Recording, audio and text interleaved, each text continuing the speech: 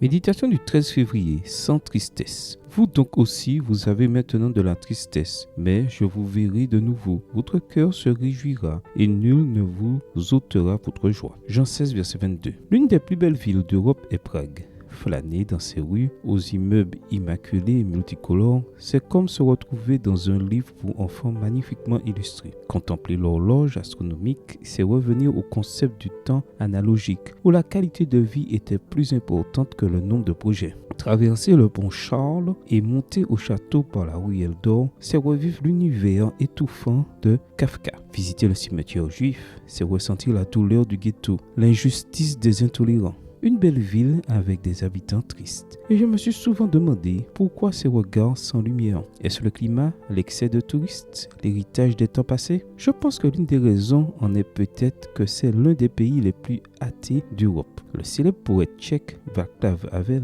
qui allait devenir président de la République, a dit un jour: « Nous avons appris à ne croire en rien, à ignorer les autres, à ne nous soucier que de nous-mêmes. » Des concepts comme l'amour, l'amitié, la compassion, l'humilité ou le pardon ont perdu leur profondeur et leur dimension. Et pour beaucoup d'entre nous, ils en sont venus à ne représenter que des singularités psychologiques. En effet, la vraie foi donne la joie. Beaucoup peuvent dire qu'il n'y a pas d'image plus triste que celle d'un croyant. Permettez-moi de ne pas être d'accord avec ce stéréotype. Le vrai croyant a certaines caractéristiques qui le rendent heureux. Il y a 5 éléments de base du bonheur que l'on trouve dans la croyance en Jésus. Le premier est l'amour. Dès les premiers instants de la vie, nous sommes heureux quand on nous caresse et chuchote des mots d'affection. Si nous continuons dans cette pratique, il sera difficile de ne pas se sentir en sécurité et donc joyeux. Il y a aussi la simplicité, car Jésus n'a besoin que d'un cœur sincère. Le reste est complémentaire. Nous avons trop de choses et c'est peut-être pour cette raison que nous ne profitons pas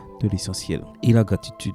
Nous recevons la foi par grâce et d'un simple merci, nous scellons notre salut. Être reconnaissant nous éloigne de ce moi égoïste qui n'a pas de satiété et évite l'insatisfaction. De plus, le pardon qui est un baume qui parfume nos jours tristes nous permet de redémarrer en tant que personne. Se décharger de notre culpabilité sur le Christ revitalise et même rajeunit. Et enfin l'espoir. Il n'y a pas de plus grande joie que de savoir que tout ce qui est négatif est temporaire, que le Christ reviendra. Il y a de bonnes raisons de croire et en plus, elles réjouissent l'âme. Amen. Bonne journée à vous et que le Seigneur vous bénisse.